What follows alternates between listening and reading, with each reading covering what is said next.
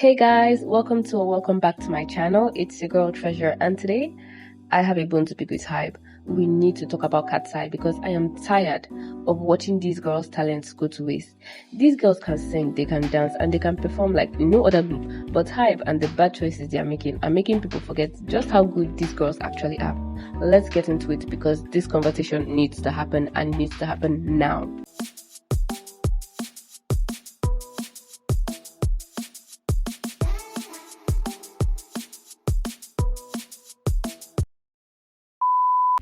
Before anybody gets defensive and starts attacking me in the comment section, let me say this clearly. Katseye are extremely talented. Vocals, visuals, stage presence, charisma, basically everything you could want in a girl group. These girls did not go through survival shows, intense training, and global auditions just for me to sit here and pretend that their music is good when it's not. And my issue is not even with the girls, because my issue is with hyBe, because hyBe is doing what they love to do, which is prioritizing hype and virality over actual music substance. Now let me get into my first topic, their music. Let's start with Gnarly. Gnarly is not a bad song. In fact, Gnarly is a very fun song. It is catchy. It is one of those songs that grows on you whether you like it or not. Initially when Gnarly came out, I remember looking at the song and being like, what the heck is this? What did these girls release out of their basement? But after listening to it for like 2 to 3 times, I genuinely began to love the song. And the girls themselves even said we shouldn't take it too seriously, which is fine. Not every song needs to be deep or emotional. But here's the problem. When artists are this vocally strong, fun throwaway songs should not be their main event. Gnarly is a song that works as a sidetrack, a performance song, a fun moment, but it should not be the standard for their sound. I did not actually watch Dream Academy because I do not have a Netflix subscription, but with the clips I've seen on TikTok, even throughout the show, the girls were vocally strong.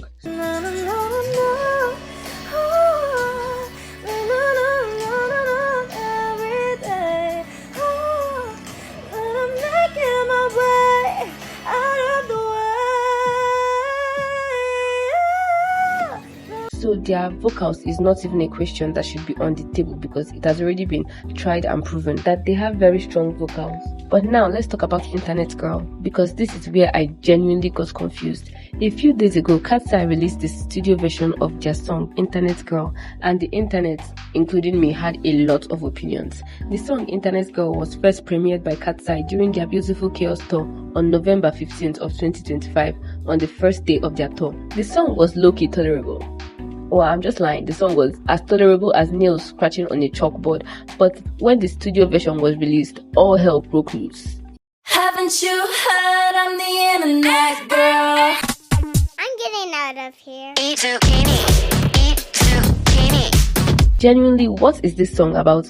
Because please explain to me what eat zucchini means. Is it a slang? Is it some sort of code? Is it irony? I was seeing a lot of people saying it was like an internet reference to, I don't know, 2005 or something like that. But genuinely, why are we singing a song about eat zucchini? I remember singing this in my house and my family members were genuinely like, what is wrong with you? Do we need to take your phone? Do we need to enroll you in a mental asylum? Because what are you singing?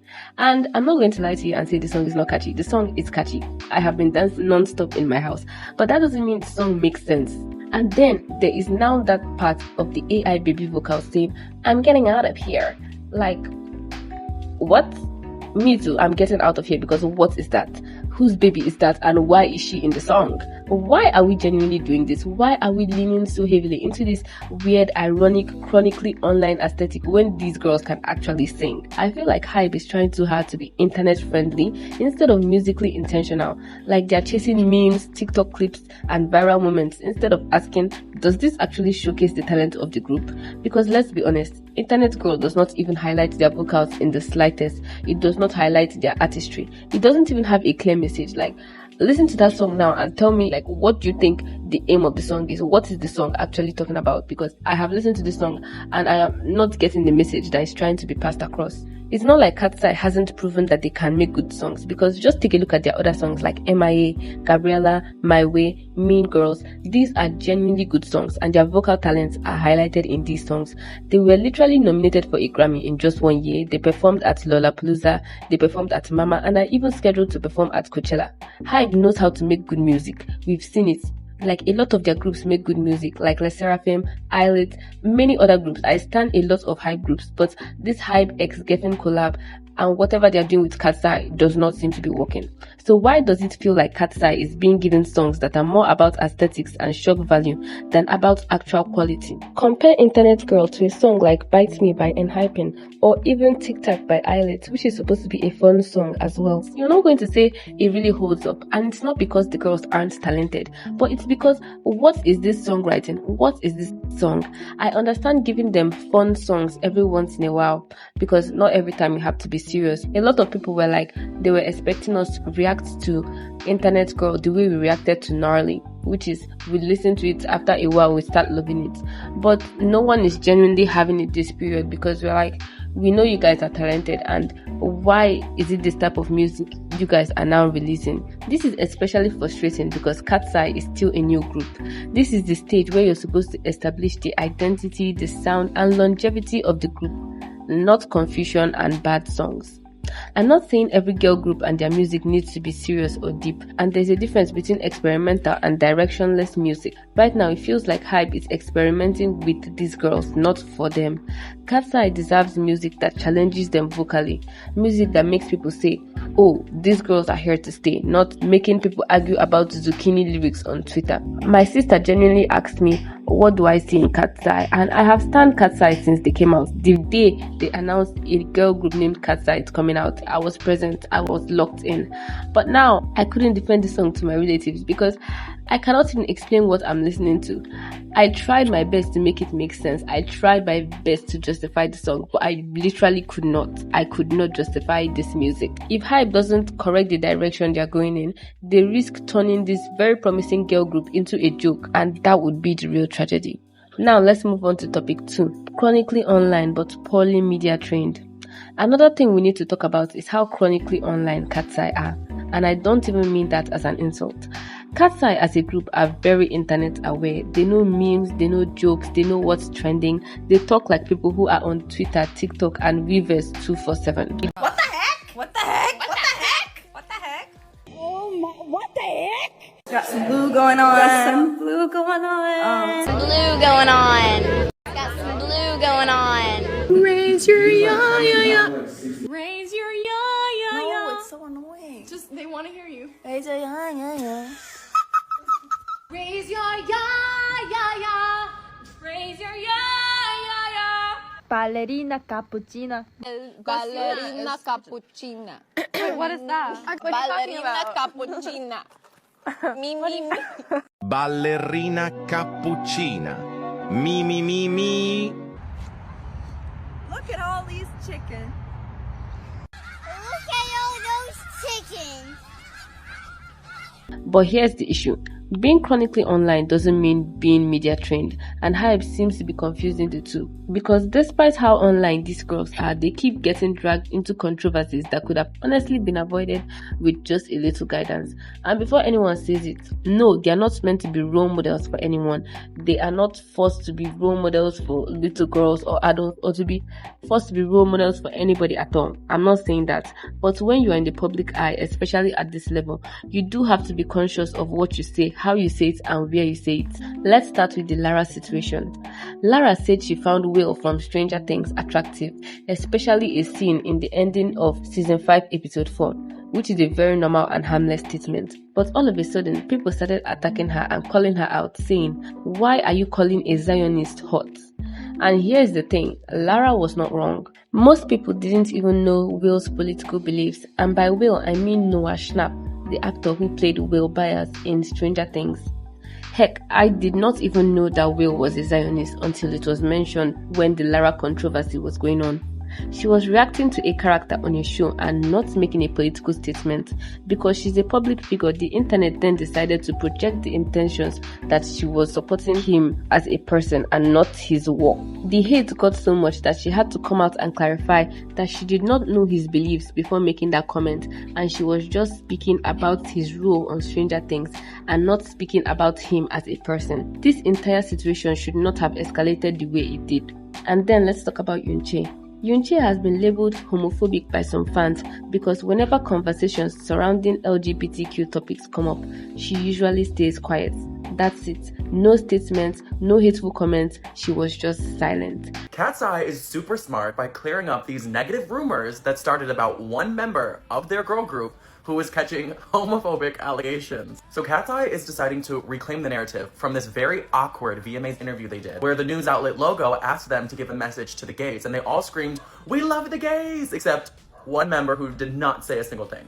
What is your message to the gays? We love the gays!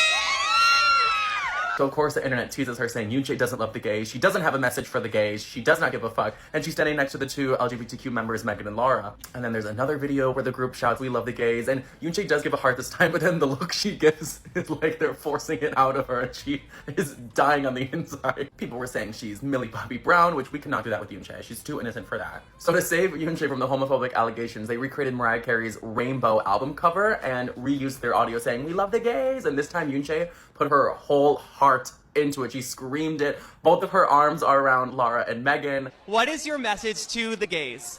We love the gays! The way she was like, lights, camera, gay pride. Yoonchae, you're a gay icon, don't worry, we love you. First of all, we should also note that Yoonchae is not an English person. She is Korean. Her native language is Korean.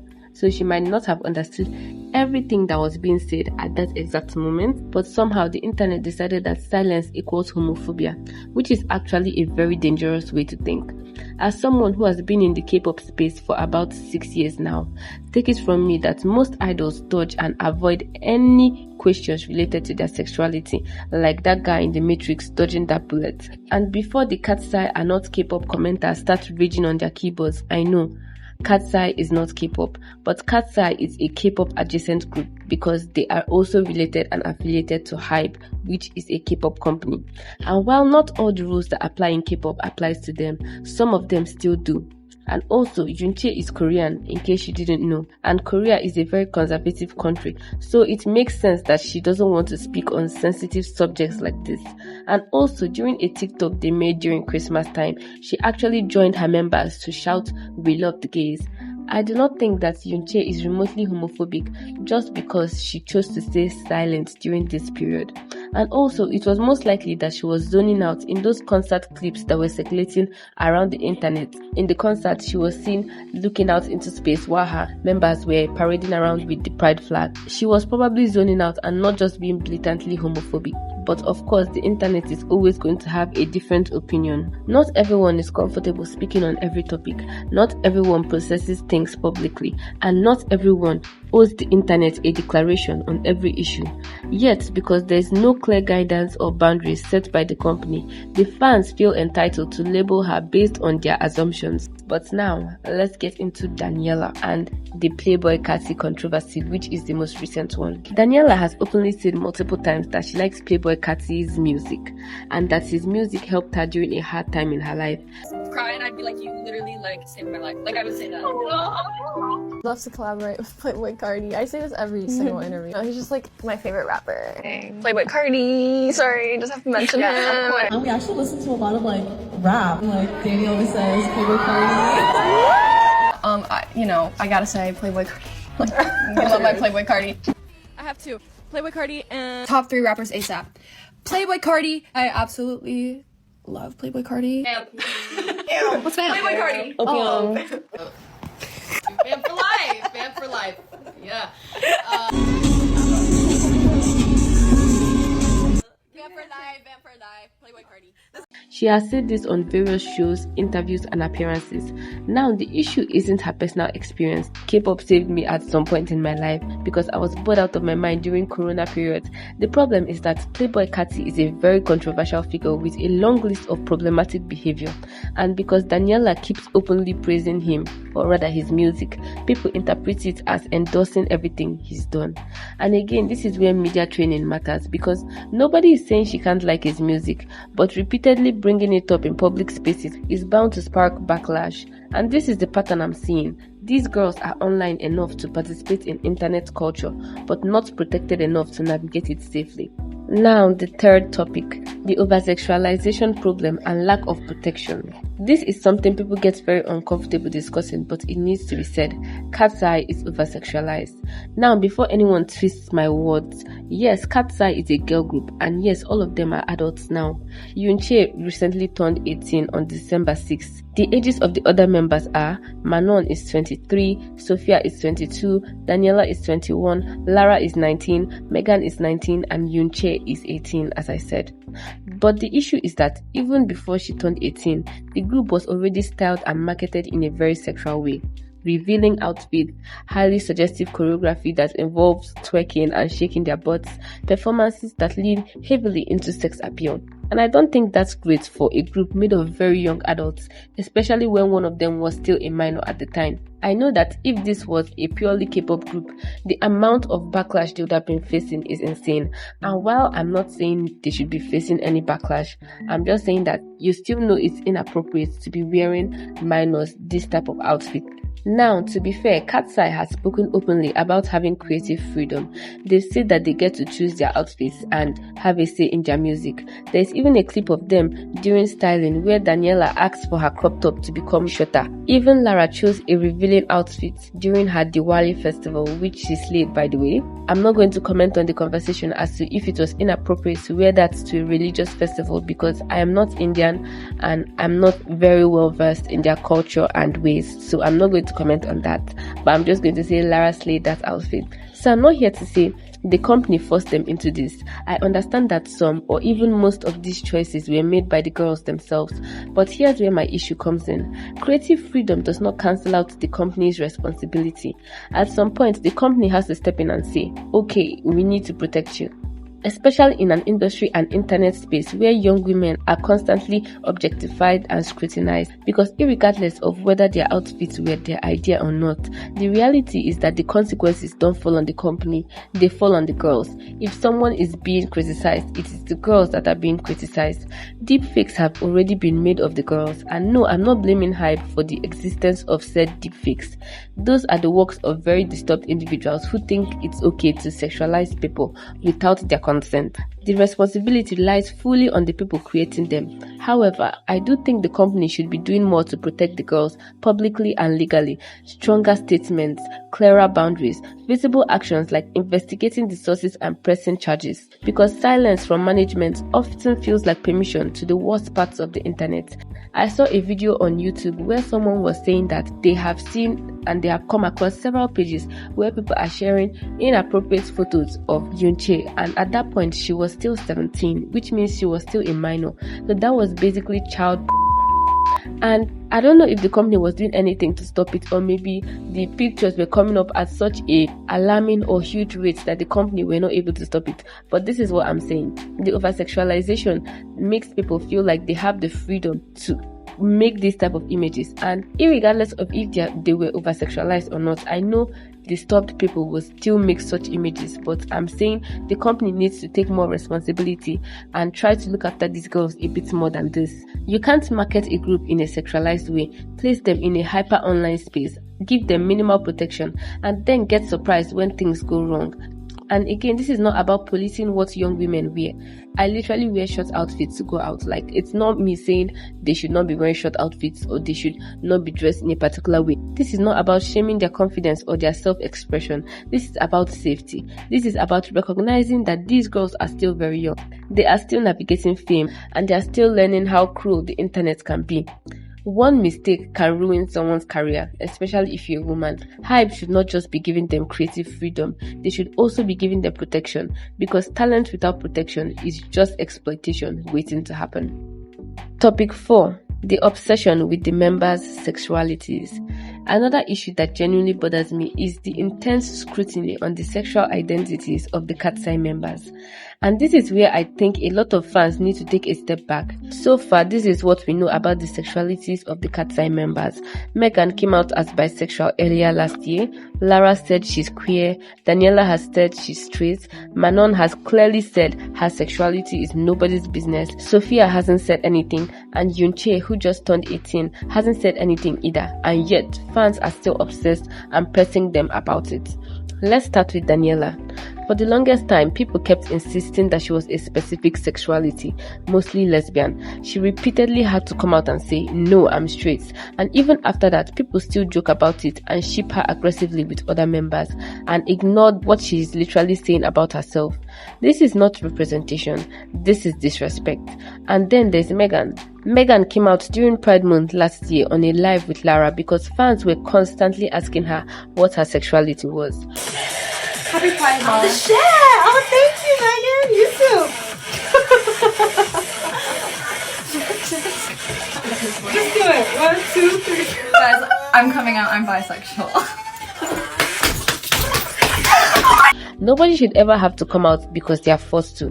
Coming out is personal and it should happen on your own terms and not because fans won't stop asking invasive questions. I felt really bad for her because that moment should have been hers, not something forced out of her because of internet pressure. But on the other hand, Lara came out queer on her own terms when she was ready, and I genuinely love that for her. That's how it should be, and that's what I wish for all the members. If you do not want to speak on your sexuality, you do not have to, and if you want to, you should be able to say it on your own terms without fear of judgment. But even then, fans still don't know how to behave themselves because Lara has a boyfriend called Orlando, and during Christmas break last year, she went to India with her family and he went there with them too. He was spotted in a lot of the Raj family photos like Lara's mom, Lara's dad, and also Lara's Instagram. And then suddenly people were confused and questioning her. Why is she dating a boy if she's queer? If you had told me Lara from Katseye was going to be dating an unfortunate-looking white man who's basically 10 years older than her, I would have laughed in your face. There is genuinely no universe where that outcome made sense, but I guess it has to make sense because that's exactly what's happening. After spending every second declaring her love for women, talking non-stop about being queer, and centering her entire public identity around liking women, Lara is now dating a chopped white man. And Katseye fans don't approve of this relationship at all. From their perspective, she's not only dating a chopped white man, he's also about 10 years older than her, which makes the whole thing feel even more uncomfortable. This pairing feels like a complete mismatch and a letdown.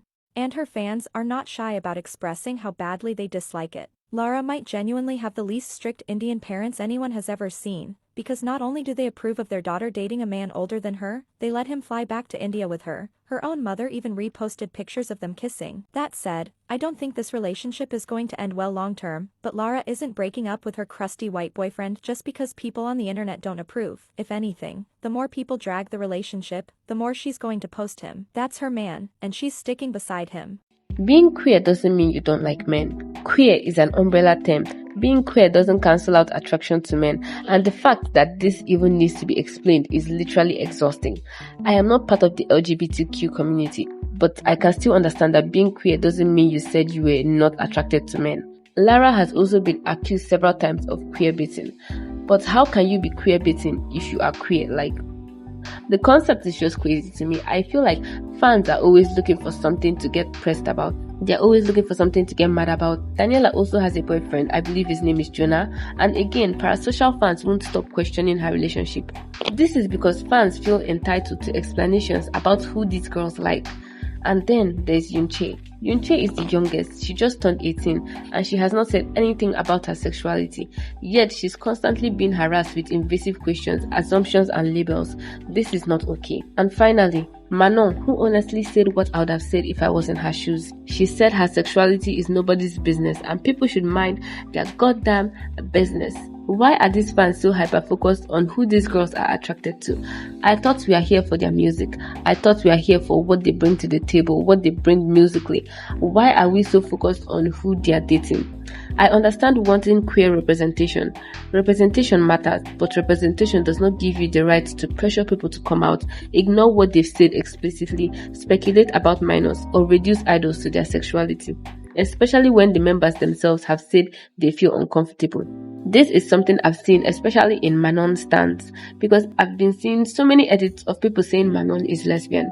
She has said she does not want to comment on her sexuality. Why are you still making edits? Why are you still speculating?